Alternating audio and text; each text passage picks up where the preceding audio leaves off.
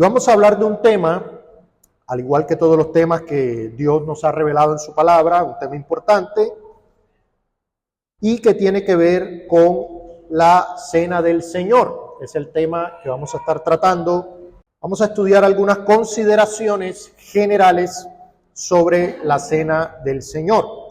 Uno de los pasajes más desconcertantes de las Sagradas Escrituras es el que encontramos en el Evangelio de Juan, en el capítulo 6, en los versículos 53 al 55. Es un pasaje que en la historia de la Iglesia ha traído controversia en su interpretación. Juan capítulo 6, verso 53, el Señor Jesucristo expresó las siguientes palabras. Jesús les dijo: de cierto os digo, si no coméis la carne del Hijo del Hombre y bebéis su sangre, no tenéis vida en vosotros. El que come mi carne y bebe mi sangre tiene vida eterna, y yo le resucitaré en el día postrero.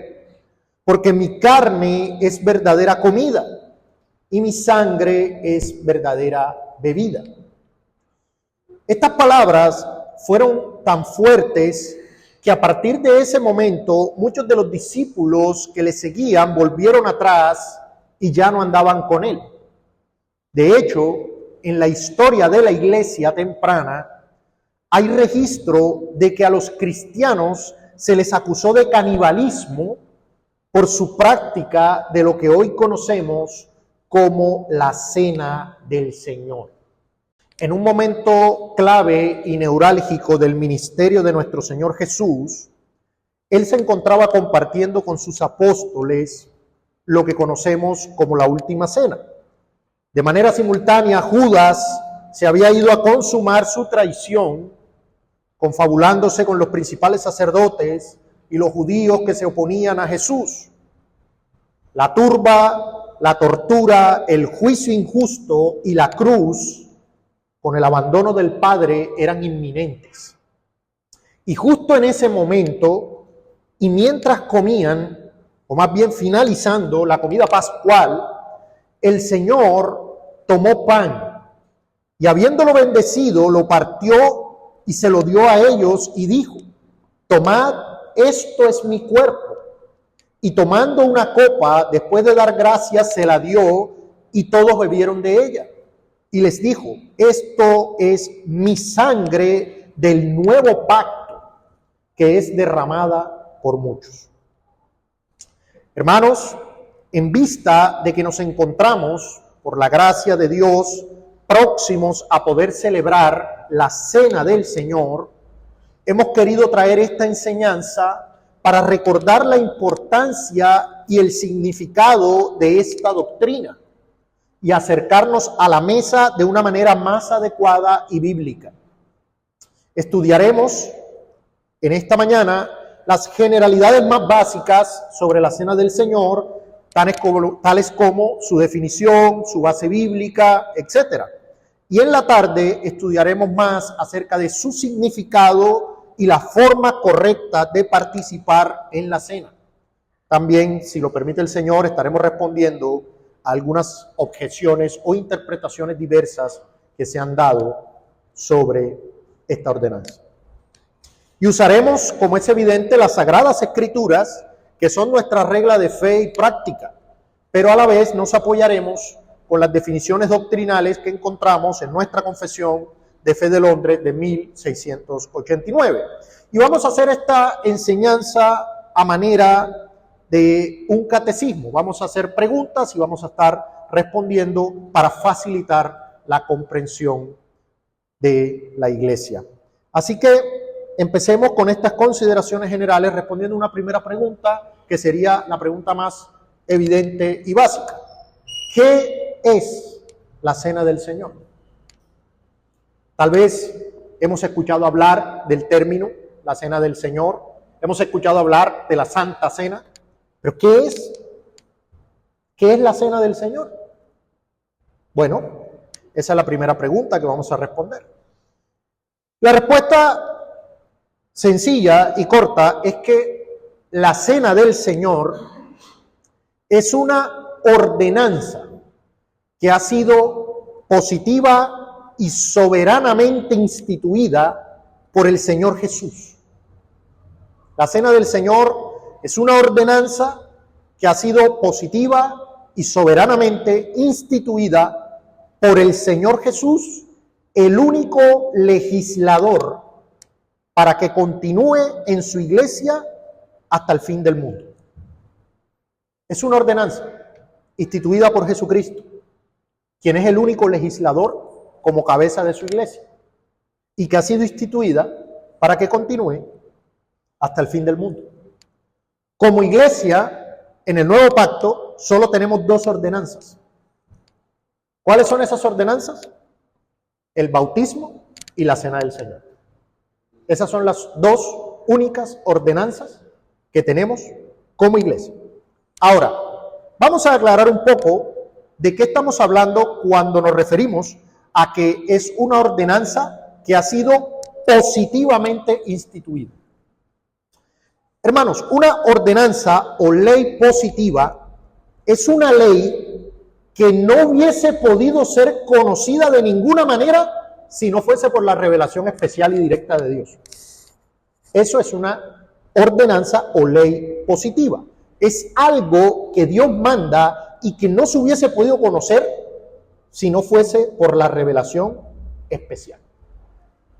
En este sentido, la ley positiva o ordenanzas positivas se diferencian de lo que es la ley natural o ley moral.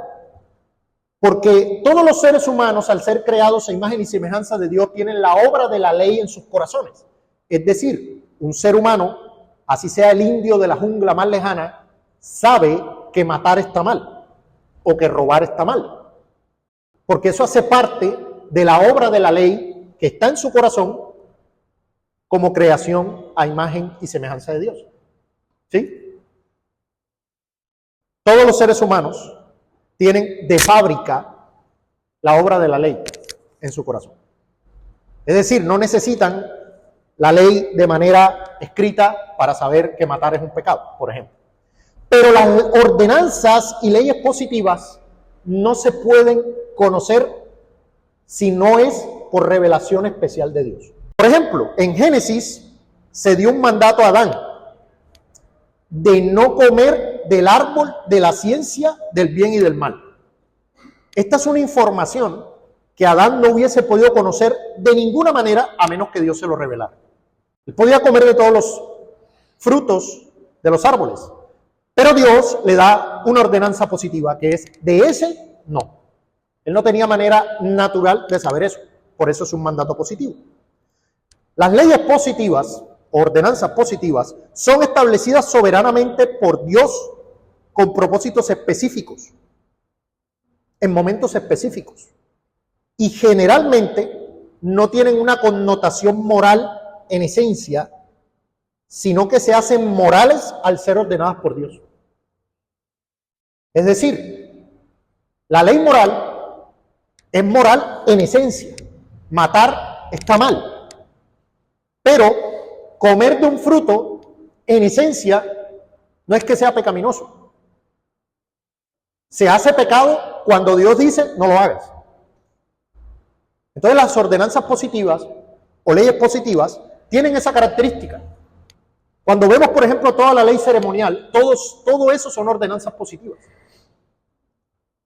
¿Sí?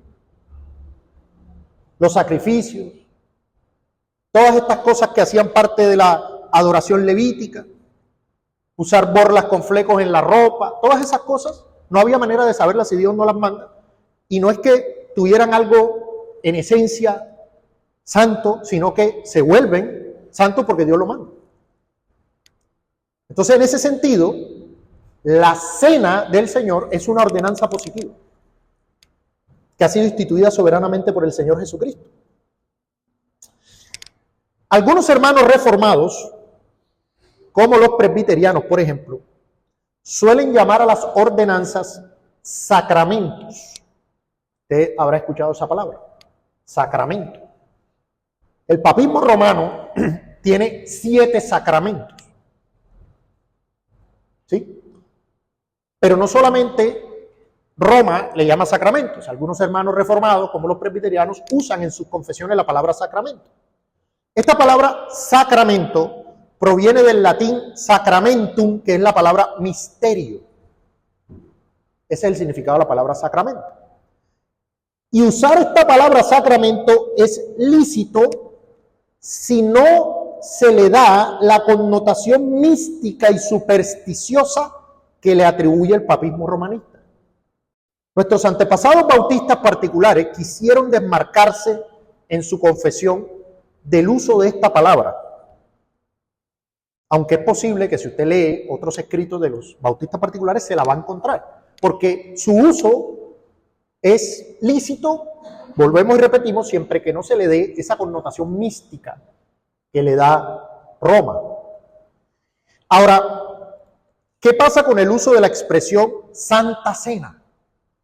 ¿Cómo debemos llamarle? ¿Debemos llamarle Cena del Señor o debemos llamarle Santa Cena?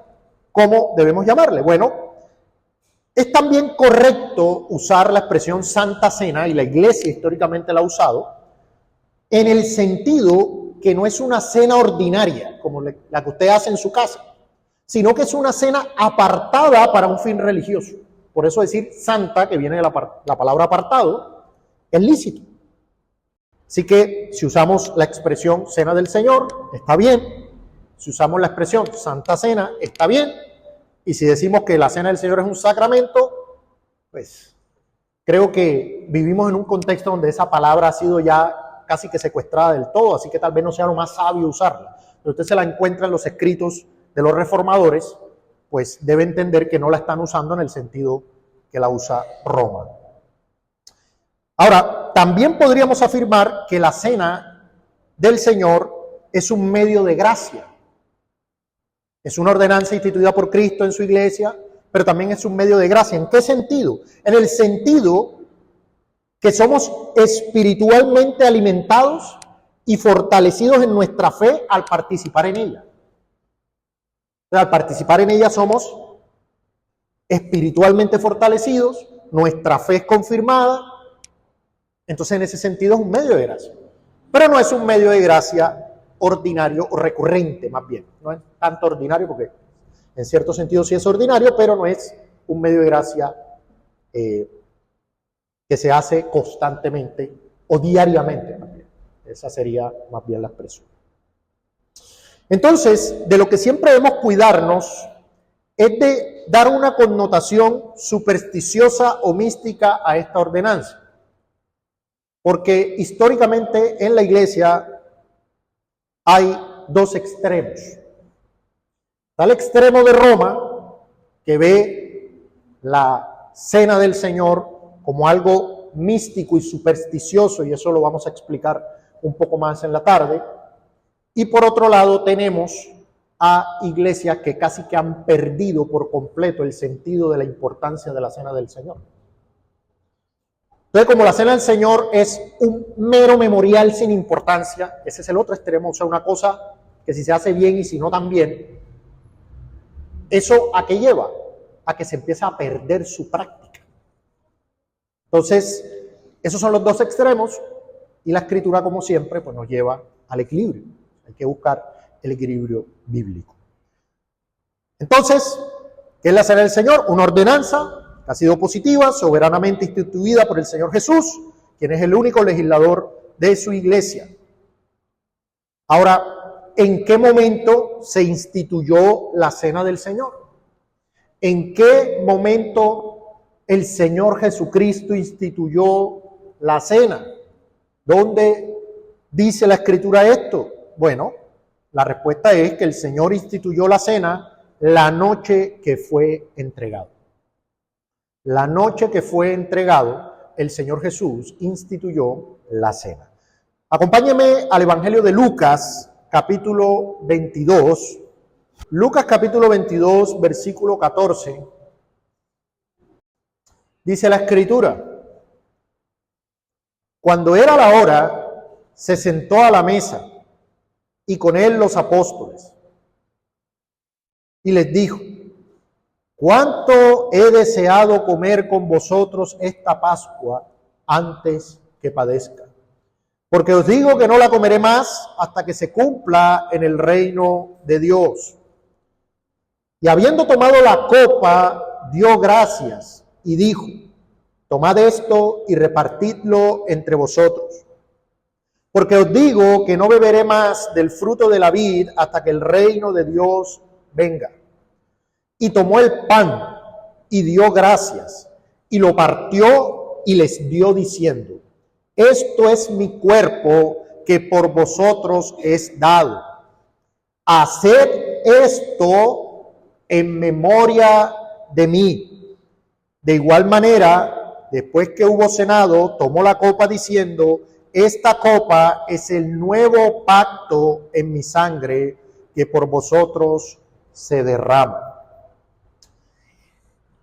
Como podemos ver, aquí el Señor Jesucristo está estableciendo la ordenanza, la está instituyendo.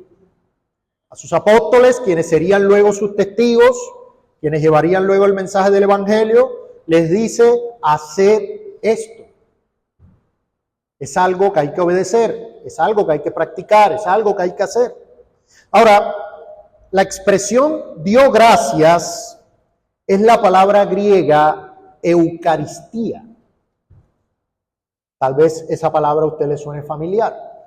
Porque la palabra Eucaristía ha sido básicamente secuestrada por el papismo romanista, ya que no tiene la connotación que tuvo al inicio cuando era usada por los padres apostólicos. Entonces, aquí es donde muchas personas se confunden. Muchas personas van, leen los escritos de los padres de la iglesia, se encuentran la palabra Eucaristía y dicen: mira, eran católicos romanos. Nada más lejos de la realidad. La palabra Eucaristía simplemente significaba acción de gracia, no tenía ninguna connotación mística, no tenía ninguna connotación supersticiosa. Por ejemplo, Juan Crisóstomo, uno de los primeros cristianos, afirmó lo siguiente: la Santa Cena es el memorial perpetuo de la Pascua espiritual. Nótese la expresión que él usa. Es el memorial perpetuo, no dice que es el sacrificio ni nada por el estilo. Y hay muchas más citas, pero bueno, hay veces que usan citas que son bastante fuertes, donde hablan de la carne del Señor, la sangre del Señor, y esto obviamente, si se malinterpreta la escritura, ¿cómo no se van a malinterpretar escritos humanos? Así que, ahora, este texto nos muestra, hermanos, algo importante: los elementos usados para la ordenanza. ¿Cuáles fueron los elementos usados por el Señor Jesucristo al instituir la ordenanza? El pan y el fruto de la vid, que era el vino. Esos fueron literalmente los elementos usados por el Señor Jesucristo. Hermanos, decir, como lo hizo un falso maestro de la prosperidad, que la cena se puede celebrar con hamburguesa y Coca-Cola, no solo es una blasfemia, sino que es el equivalente a decir que podemos bautizar con arena, por ejemplo. O sea, que nosotros podemos cambiar los elementos con los que las ordenanzas son instituidas. Bueno, eso es una arrogancia de tremendo tamaño. ¿Ustedes creen que Dios estableció que el bautismo es con agua porque sí? Aunque pudo hacerlo porque sí, pudo hacerlo de manera arbitraria y teníamos que hacerlo con eso. Pero el agua, ustedes saben que tiene una connotación, tiene unos significados que se le dan en la Escritura, de limpieza. Entonces, básicamente, el punto del bautismo es que así como el agua limpia el cuerpo, así somos purificados del pecado. No que el agua quita el pecado, sino que simboliza la realidad interna del Espíritu Santo que ha obrado en el creyente.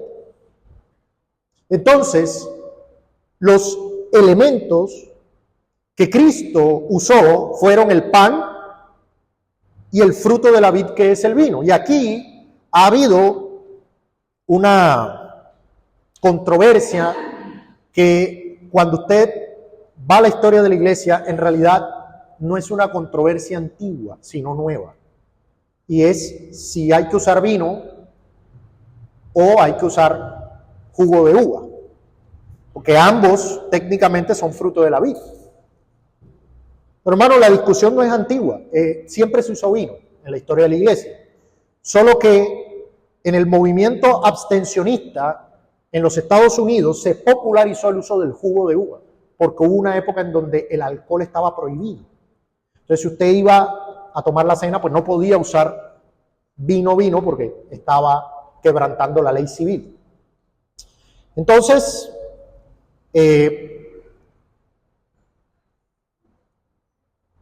para ser, digamos, claros, no podríamos ser dogmáticos en este momento o juzgar las iglesias que usan jugo de uva. Aquí, pues generalmente hemos usado jugo de uva, pero el punto es que entre más exactos podamos ser en este asunto, pues es mejor. Y la mayoría de las iglesias con las que tenemos comunión usan vino. Ahora, a partir de esta institución del Señor Jesucristo, ¿qué enseñaron los apóstoles? O sea, los que recibieron la enseñanza de Cristo, luego ¿cómo la entendieron y qué enseñaron? 1 Corintios capítulo 11, versículo 23. Dice en 1 Corintios capítulo 11, versículo 23, porque yo recibí del Señor, aquí está hablando el apóstol Pablo, lo que también os he enseñado. Está transmitiendo esto a la iglesia. Que el Señor Jesús, la noche que fue entregado, tomó pan y habiendo dado gracias lo partió y dijo: tomad, comed, esto es mi cuerpo que por vosotros es partido. Haced esto en memoria de mí.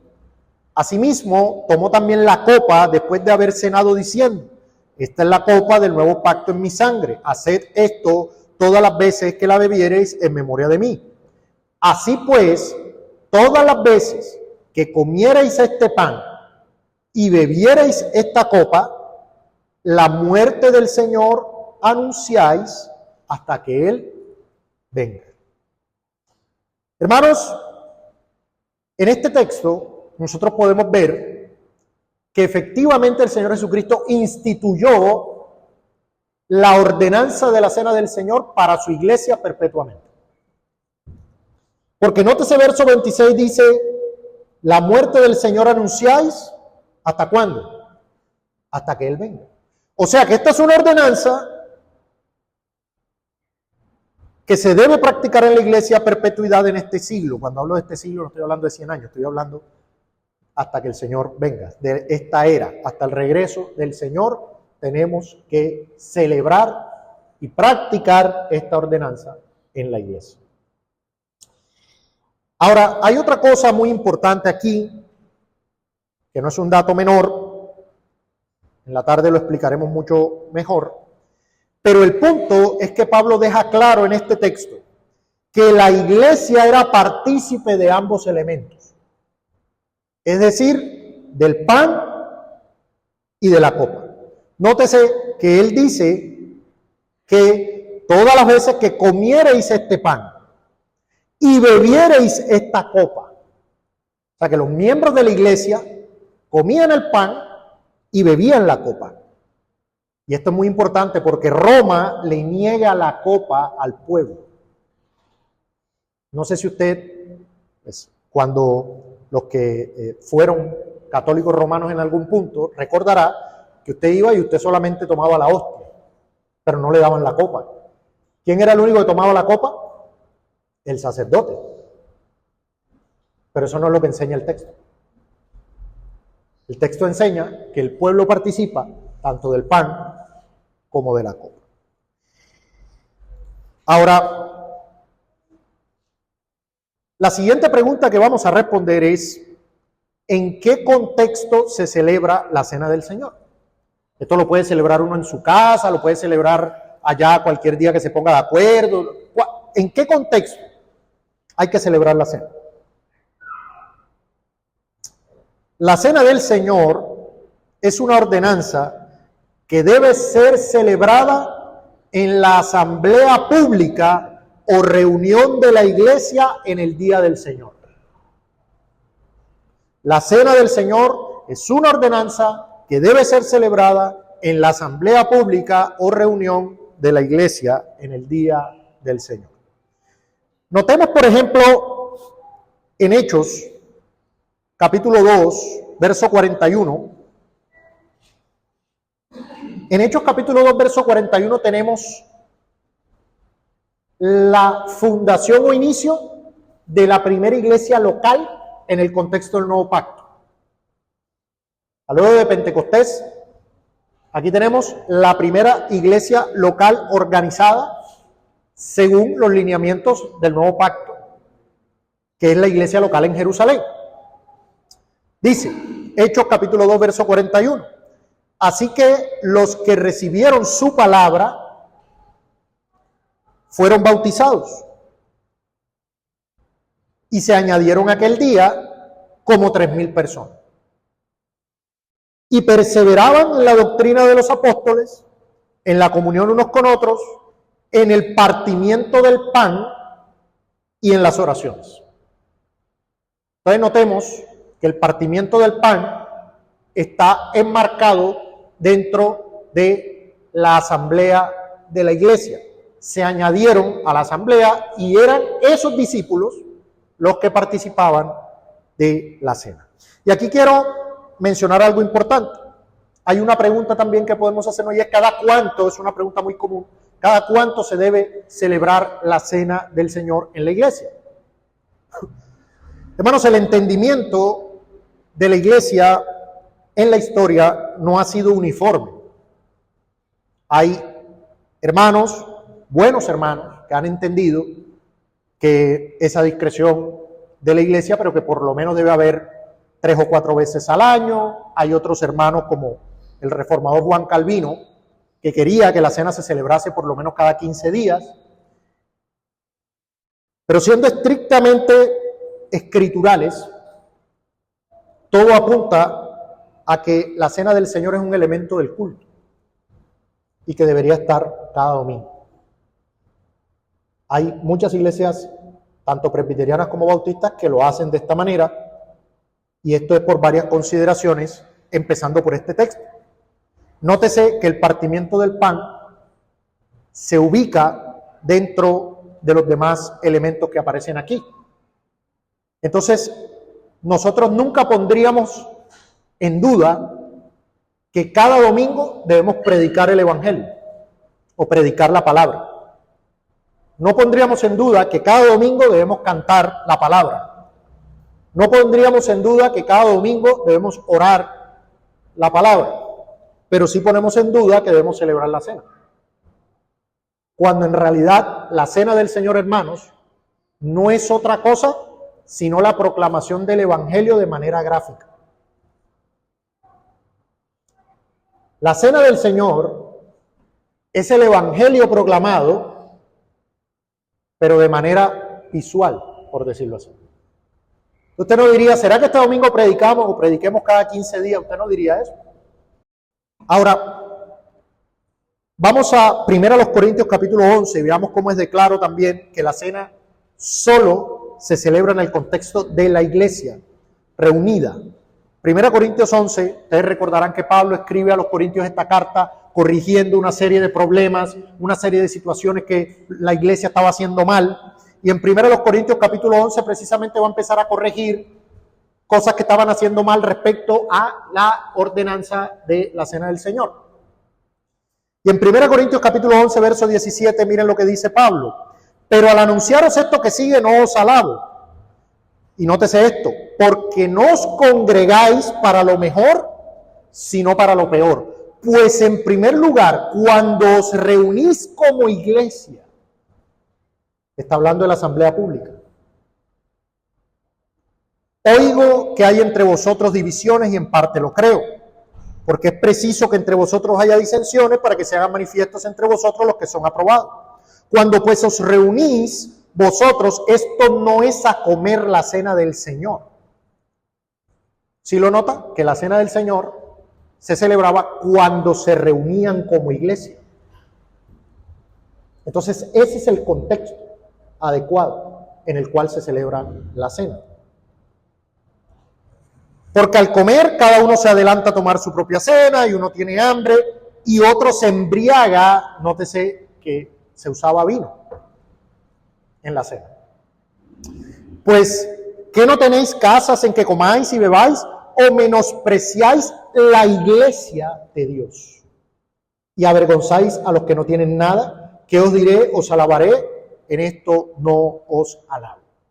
Hermanos, aquí es pertinente hacer unas aclaraciones, porque este texto causa confusión en el sentido de que pareciera que la cena del Señor es un enorme banquete y nosotros decimos, bueno, ¿y nosotros por qué celebramos la cena con la sencillez con la que la celebramos? Y aquí, en la iglesia en Corinto, pareciera que esto fuera como una fiesta, un banquete, una cosa grandísima, como si la cena fuera algo distinto. A ver, en primer lugar recordemos que la institución de la cena del Señor fue como la practicó Cristo. ¿Cómo la practicó Cristo? Después de comer, ¿verdad? Tomó pan, lo partió, bendijo la copa y la entregó. Pan y copa. Pero ¿qué pasa? Que en el contexto de la iglesia judeo-cristiana, ustedes recordarán que aquí pues todavía teníamos judíos y teníamos gentiles. ¿Cómo se celebraba la cena? Se solía realizar un ágape parecido a la Pascua. O sea, una cena, ¿sí? Una comida, por decirlo así. Y en esa primera parte participaba toda la iglesia, incluidas las personas que visitaban, los que estaban siguiendo, ya hablando de la iglesia temprana, catecumenado, e incluso aquellas personas que todavía no se habían añadido a la asamblea. Todos participaban de esa comida ágape.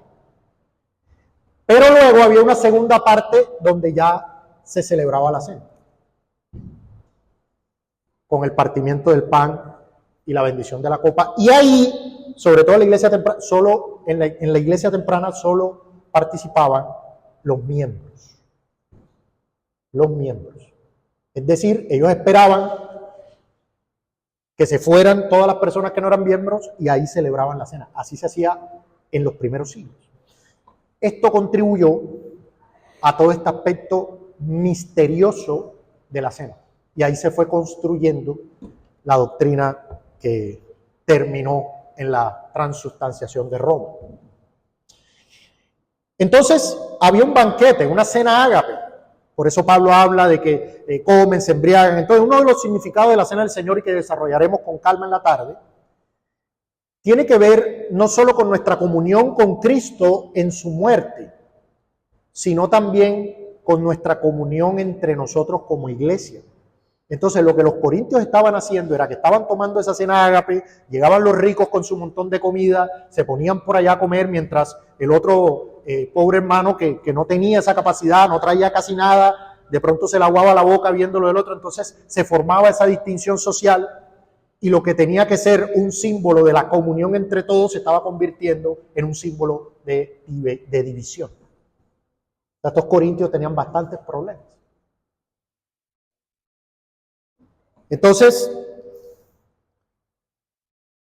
esta es la norma, aunque hay registros históricos de las primeras iglesias en donde le llevaban los elementos a casa a los enfermos. Esto fue algo que históricamente se hizo, pero en realidad el contexto para la celebración de la cena es la asamblea de la iglesia. Es la asamblea de la iglesia.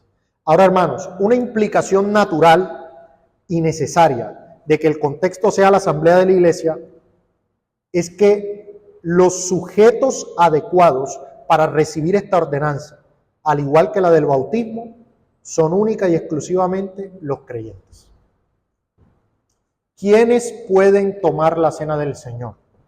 ¿Quiénes están invitados a la mesa del banquete y del festín pactual del Señor Jesucristo? ¿Quiénes? Los creyentes. Los creyentes. En Hechos capítulo 2, verso 42, fueron los creyentes que se bautizaron y añadieron a la iglesia los que perseveraban en el partimiento del pan. Ustedes notarán que cuando leímos el texto en Hechos 2, hay un orden claro. Creían, se bautizaban, se añadían y luego perseveraban en el partimiento del pan. No puede haber alguien no bautizado, que no haga parte de la asamblea, que tome del pan. De hecho, en Hechos capítulo 20, verso 7, que ya lo estudiamos, dice lo siguiente: el primer día de la semana, reunidos los discípulos para partir el pan. ¿Quiénes partían el pan? Los discípulos. Pablo les enseñaba, habiendo de salir al día siguiente, y alargó el discurso hasta la medianoche. Un no creyente no puede ni debe tomar la cena del Señor. Efesios capítulo 5, verso 3. Efesios capítulo 5, verso 3. Efesios 5, verso 3 dice: pero fornicación y toda inmundicia o avaricia, ni aun se nombre entre vosotros como conviene a santos, ni palabras deshonestas, ni necedades, ni truhanerías que no convienen, sino antes bien acciones de gracias. Porque sabéis esto, que ningún fornicario o inmundo o avaro que es idólatra tiene herencia en el reino de Cristo y de Dios. Hermanos, el no creyente no tiene parte ni suerte en el reino de Cristo. Y la copa de bendición que compartimos en la cena es la sangre del nuevo pacto, el cual es la constitución del reino de Cristo. Y si ningún no creyente tiene parte, ni suerte, ni herencia en el reino de Cristo, no está regido por este pacto, no tiene los derechos y bendiciones del pacto que ha sido sellado en la sangre de Cristo, y por ende no puede participar de su mesa. Nuestros antepasados, bautistas particulares, entendían que el tomar la cena del Señor sin ser creyente era una violación del tercer mandamiento, tomando el nombre de Dios en vano. La mayoría de las iglesias bautistas particulares practicaban la cena cerrada, es decir, solo para miembros de la iglesia, entendiendo que según el mandato de Cristo no se debe dar lo santo a los perros. Hermanos, por esta razón, los invitados a la cena en nuestra iglesia local son los miembros de la iglesia, los miembros de la asamblea, y también aquellos hermanos de iglesias locales reconocidas que estén en comunión y en buena posición, es decir, no en disciplina, y que estén de visita en nuestra iglesia. Si aquí vienen hermanos de la iglesia en Bogotá, de la iglesia en Cartagena, de Sahún, de Pereira, de Medellín, de cualquier iglesia local que sea visible, reconocida, participa de la mesa.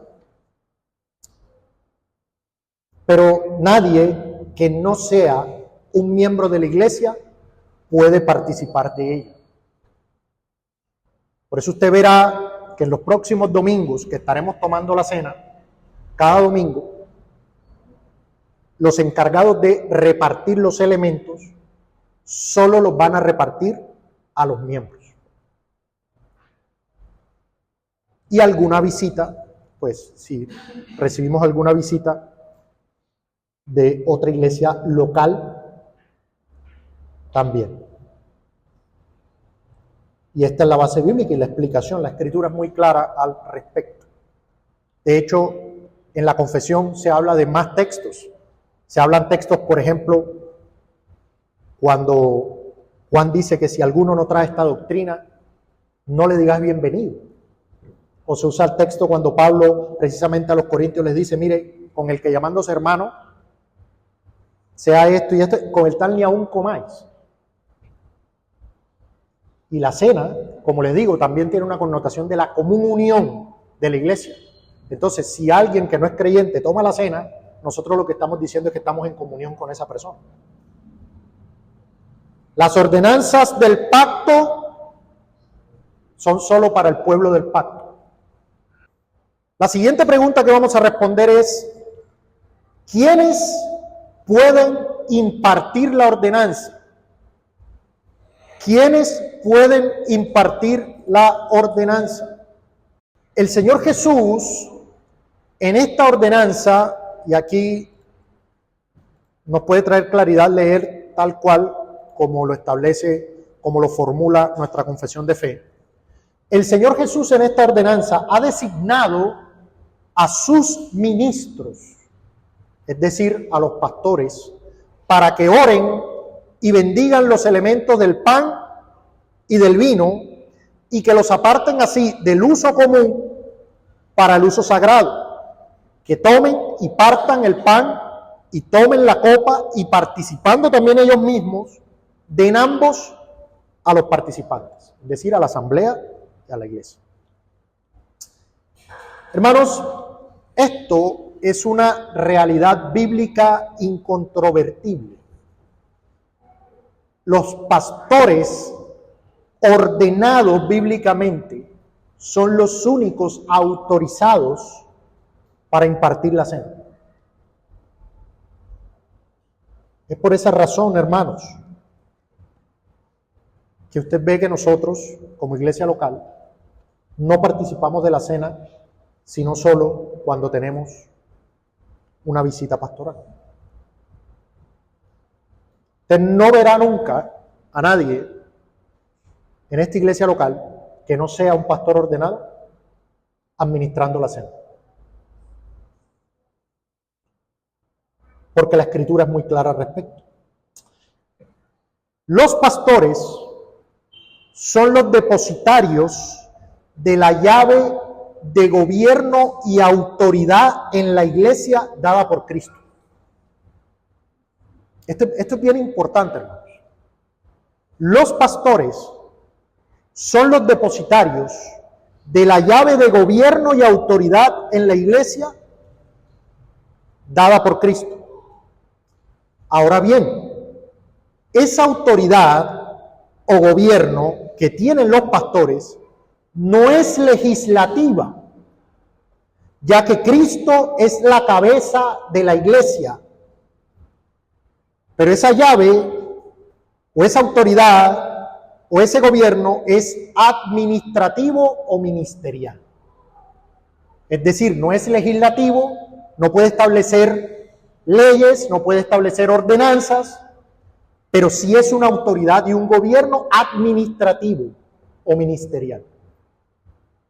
Es decir, los pastores son los siervos y administradores de los bienes del Señor de la casa.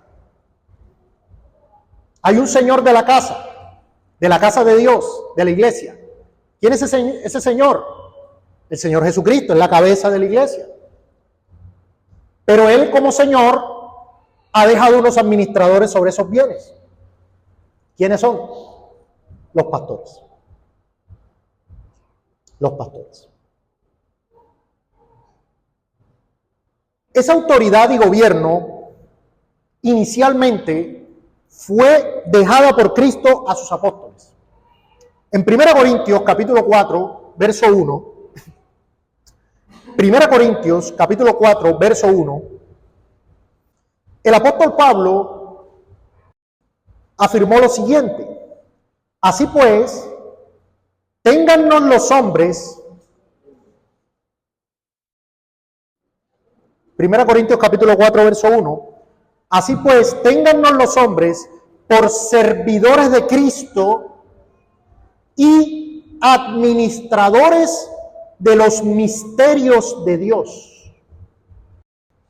Ahora bien, se requiere de los administradores que cada uno sea hallado fiel. ¿Sí lo notan? ¿Qué eran los apóstoles? ¿Legisladores? No, eran administradores. Y de ellos se requería no que fueran creativos, como muchos hoy, que quieren imponer su ley, sus reglas en la iglesia que Cristo no ha mandado. De ellos se requería que fueran fieles. ¿Qué mandó el Señor de la casa? Eso es lo que tenemos que nosotros hacer. Somos administradores. Ahora bien, los apóstoles fueron los depositarios de la autoridad y gobierno de la Iglesia Universal, directamente comisionados por Cristo.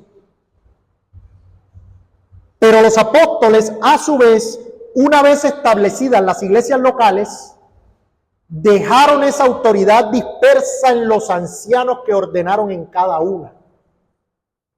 Quiero ser cuidadoso con esto, porque a partir de aquí, hermano, no hay una doctrina bíblica en la que Satanás no haya metido sus narices para tergiversarlo. Esto que estoy diciendo, nótese que no es un tipo de sucesión apostólica de sangre como tiene Roma. Eso no lo enseña la Biblia. Esto es algo de connotación espiritual en el depósito de la fe y donde Cristo es la cabeza de la iglesia y nadie más puede ser cabeza de la iglesia.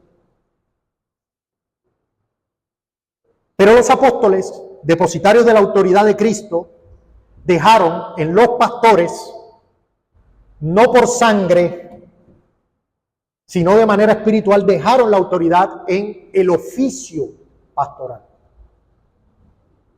Ahora, si un pastor no persevera en la doctrina de Cristo, ¿cuál sucesión apostólica? Es un apóstata. Hay que apartarse de ellos.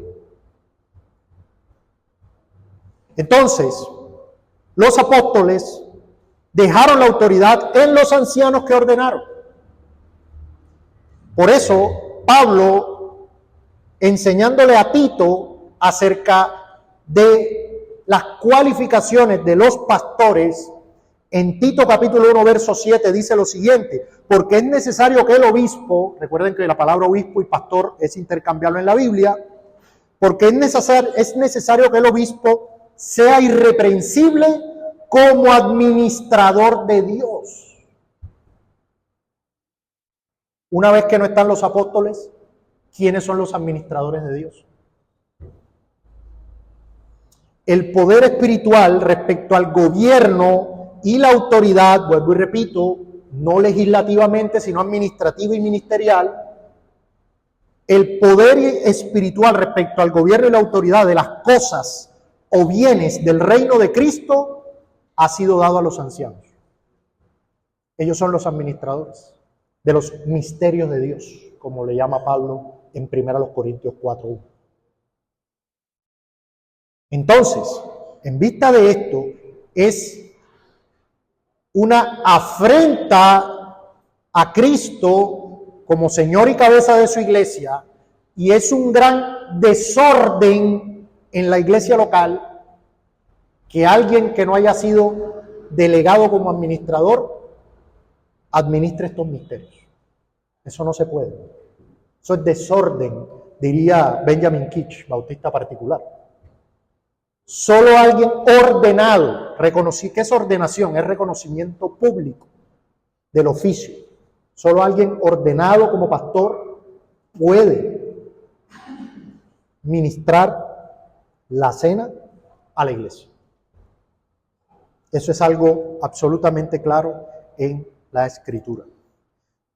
Así que, hermanos, la cena del Señor está claramente explicada en las Escrituras y debemos remitirnos a la ley y al testimonio. Quiera Dios que estos asuntos se graben en nuestros corazones y de una manera profunda para que podamos anhelar participar de esta buena ordenanza. Tres cosas para esta tarde. El significado profundo espiritual de la cena. Esto no es solamente comer un pedazo de pan y beber un sorbo de vino. Esto tiene una connotación, un significado espiritual que las Escrituras explican. Eso lo vamos a ver esta tarde. Vamos a ver también la pregunta, creo yo, la más común que todo el mundo tiene sobre esta ordenanza, que es cómo uno se acerca a la cena adecuadamente. Muchos dicen, no, hay que acercarse dignamente, pero ¿qué es eso? ¿Cómo se hace? Y finalmente corregiremos o explicaremos algunas controversias, sobre todo más bien de Roma, porque nuestra confesión fue escrita en ese fuego y lo hace en varios párrafos. Entonces vamos a explicar esos asuntos.